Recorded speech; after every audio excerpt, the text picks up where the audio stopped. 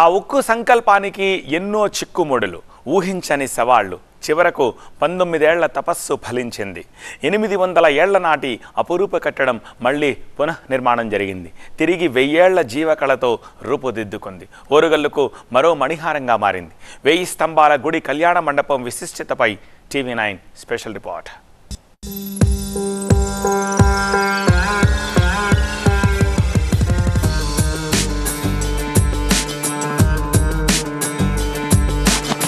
కాకతీయుల వైభవానికి నిలువెత్తు నిదర్శనం వరంగల్లోని అనేక చారిత్రక నిర్మాణాలు, అబ్బురపరిచే శిల్ప సంపద. కాకతీయుల పేరు చెప్పగానే ముందుగా గుర్తుకొచ్చేది 1000 స్తంభాల రుద్రేశ్వరాలయం, రామప్ప, కోటగుళ్ళు, కిలా వరంగల్. వీటిలో 1000 స్తంభాల గుడి, రామప్ప దేవాలయాలకు ప్రత్యేక చరిత్ర ఉంది. శాండ్బాక్స్ టెక్నాలజీతో చేపట్టిన ఈ నిర్మాణాలు ఎలాంటి ఉపద్రవాలైనా ఎదుర్కొని సజీవంగా నిలబడగలవు. 800 ఏళ్ల క్రితమే ఎంతో అద్భుత సాంకేతిక నైపుణ్యంతో ఈ ఆలయాల నిర్మాణం జరిగింది.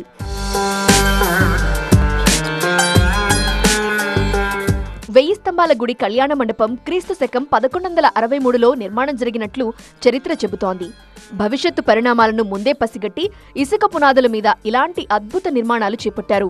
దీంతో నాటి కట్టడాలు ఎన్ని ప్రకృతి విపత్తులు సంభవించినా చెక్కు చెదరకుండా నిలబడ్డాయి. ఆలయాల్లోని అపురూప శిల్ప సంపద మనసు పులకరించిపోయేలా చేస్తుంది. కాకతీయుల తదనంతరం 1000 స్తంభాల గుడి ఆవరణలోని కళ్యాణ మండపం క్రమక్రమంగా శిథిలావస్థకు చేరుకుంది. ఢిల్లీ సుల్తాన్ల దండయాత్రలో రూపం కోల్పోయిన కళ్యాణ మండపం మట్టిలో కలిసిపోయే దశకు చేరుకుంది. ఈ క్రమంలోనే 2005లో ఈ కళ్యాణ మండపం పునఃనిర్మాణానికి బీజం పడింది. 2006లో ఫిబ్రవరి నెలలో కేంద్ర పురావస్తు శాఖ కళ్యాణ మండపం పునఃనిర్మాణానికి శంకుస్థాపన చేసింది. చెన్నైకి చెందిన స్థపతి శివకుమార్ నేతృత్వంలో శిల్పకళా నైపుణ్యం కలిగిన బృందం 18 ఏళ్ల పాటు శ్రమించింది. మధ్యలో కొన్ని రోజుల పాటు నిధుల సమస్యతో పనులకు ఆటంకం కలిగిన కేంద్ర పర్యాటక శాఖ మంత్రి కిషన్ రెడ్డి చొరవతో కళ్యాణ మండపం పూర్తయింది. 5 మీటర్ల లోతులో ఇసుక పునాదులపైన ఈ కళ్యాణ మండపం పునఃనిర్మాణం చేపట్టారు.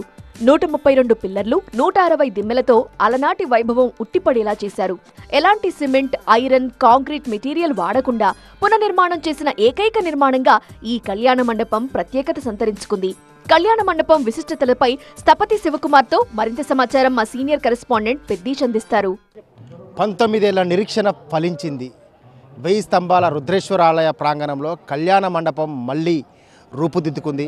ఈ కళ్యాణ మండపాన్ని పునర్నిర్మాణంలో అన్నీ తానే నిర్వహించిన స్థపతి శివకుమార్ మనతో ఉన్నారు. సో ఈ కళ్యాణ మండపం పునర్నిర్మాణానికి ఎన్ని రోజులు పట్టింది, ఎంత గ్రానైట్ ఉపయోగించారో తెలుసుకుందాం. మనతో పాటు స్థపతి శివకుమార్ గారు బహుశా దేశంలో అంటే విప్పిన చోటే మళ్ళీ అదే గ్రానైట్తో నిర్మాణం చేపట్టిన ఏకైక దేవాలయంగా దీనికి ఒక ప్రత్యేకతగా చెప్తున్నారు. సో మొత్తం ఎన్ని రోజుల పాటు నిర్మాణం చేపట్టారు, ఎంతమంది కలిసి ఈ కళ్యాణ మండపాన్ని పునర్నిర్మాణం చేపట్టారు? ఇది 2005లో దీన్ని తీసి కట్టాలని ఒక నిర్ణయానికి వచ్చినామండి. ASA department, archaeology survey of department నన్ను పిలిపించి తీసి కట్టగలుగుతామని చెప్పి ఇది రిమూవ్ చేస్తున్నామండి. అక్కడి నుంచి ఒక 2-3 ఇయర్స్ ఫౌండేషన్స్ కొన్ని ప్రాబ్లం ఆగింది. మళ్ళీ 2010 ఫిబ్రవరి 25 నాడు ఫస్ట్ స్టోన్ మేము పెట్టినామండి. అక్కడి నుంచి కొన్ని రోజుల తర్వాత మళ్ళీ ఒక స్టాప్ పడిందండి.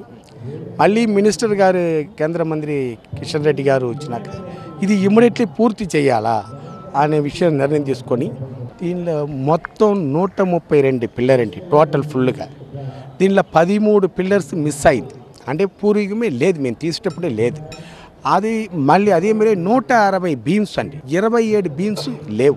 కాబట్టి ఆ 27 బీమ్స్ 13 పిల్లర్స్ని మనకు కొత్తగా చేయబడింది. రూఫ్ స్లాబ్స్ 10% మాత్రమే ఉండింది, 90% రూఫ్ స్లాబ్స్ లేదు. అది కూడా కొత్తగా చేసింది. ఆవరేజ్గా ఒక 30% న్యూ స్టోన్ మేము వాడినామండి, అంటే లేని ప్లేస్లో వాడినాం. మొత్తం 3000 స్టోన్ ఉందండి ఈ టెంపుల్. కాకతీయుల కాలం నాటి శాండ్బాక్స్ టెక్నాలజీతో ఈ కళ్యాణ మండపం పునర్నిర్మాణం జరిగింది. మరో 1000 ఏళ్ల వరకు చెక్కు చెదరకుండా డంగు సున్నం, కరక్కాయ, బెల్లం మిశ్రమంతో నిర్మించారు. దీనిలో సిమెంట్ కానీ స్టీల్ కానీ ఎక్కడ మనం వాడలేదండి. ఓన్లీ లైమ్ వాటర్స్ అంటే డంగు సున్నం, కరక్కాయ, బెల్లం దీంతో కలిపి మనం చేయబడింది. ఢిల్లీ సుల్తాన్ల దండయాత్రలో పూర్తిగా రూపం కోల్పోయిన అపురూప నంది విగ్రహం ఇప్పుడు జీవకళతో ఉట్టిపడుతోంది. రుద్రేశ్వరుడి త్రికూటాలయానికి అభిముఖంగా నంది విగ్రహానికి ప్రాణం పోశారు. ఇంటాక్ సంస్థ కన్వీనర్ రిటైర్డ్ ప్రొఫెసర్ పాండురంగారావు ప్రత్యేక చొరవతో ఈ కళ్యాణ మండపం మళ్లీ సజీవంగా కళ్ల ముందు నిలబడింది. ఆ శివుడే తన చేత ఈ మహత్తర కార్యక్రమాన్ని ముందుకు నడిపించాడని తన జన్మ ధన్యమైందంటున్నారు పాండురంగారావు. ఇక్కడ మొత్తం కళ్యాణ మండపంలో 132 పిల్లర్స్తో కళ్యాణ మండపం పునర్నిర్మాణం చేపట్టారు. సో ఈ కళ్యాణ మండపం పునర్నిర్మాణంలో అన్ని తన పాత్ర నిర్వహించినటువంటి రిటైర్డ్ ప్రొఫెసర్ పాండురంగారావు మనతో ఉన్నారు. సార్ చెప్పండి, ఎన్ని రోజుల పాటు శ్రమించారు? మీ తపస్సు ఫలించిందా? మీకు ఎట్లా అనిపిస్తుంది? ఈవేళ నా జన్మ ధన్యమైంది. ఎందుకనంటే మనము సుమారుగా 19 సంవత్సరాల నుంచి దీని మీద కృషి చేస్తూ దీనిని స్వామి కటాక్షం ద్వారా ఈవేళ మనం కంప్లీట్గా పునరుద్ధరించాం. ఇది ఆర్కియలాజికల్ సర్వే ఆఫ్ ఇండియా వారి ఆధ్వర్యంలో పనులన్నీ జరిగినవి. సో మన కాకతీయులు మనకి బ్రహ్మాండమైనటువంటి టెంపుల్స్ ఇచ్చారు. ఈ కళ్యాణ మండపము కంప్లీట్గా ఈ శాండ్ బాక్స్ టెక్నాలజీలోంచి ఈ ఫౌండేషన్ నుంచి శాండ్ ఎస్కేప్ అవడం వలన ఇది కంప్లీట్గా కూలిపోయింది. సో అప్పటి director general doctor MC Joshi garu 1991 ఫిబ్రవరి 24న ఇక్కడ రావడం జరిగింది. వారికి ఇవన్నీ చూపించాము. ఇది కంప్లీట్గా కొలాప్స్ అయిపోయింది కాబట్టి దీన్ని మళ్ళీ రెస్టోర్ చేయాలని చెప్పేసి అప్పుడు వాళ్ళు డెసిషన్ తీసుకున్నారు.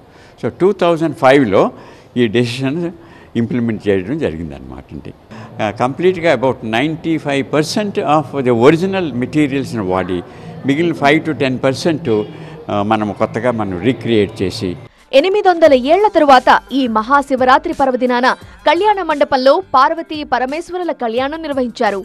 ఈ చారిత్రక నిర్మాణాన్ని కేంద్ర మంత్రి కిషన్ రెడ్డి ప్రజలకు అంకితం చేశారు.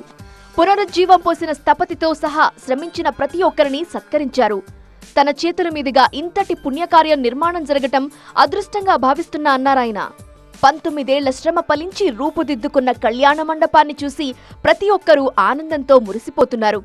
కళ్యాణ మండపం పునర్నిర్మాణంతో ఓరుగల్లుకు మరో మణిహారంగా నిలవనుంది.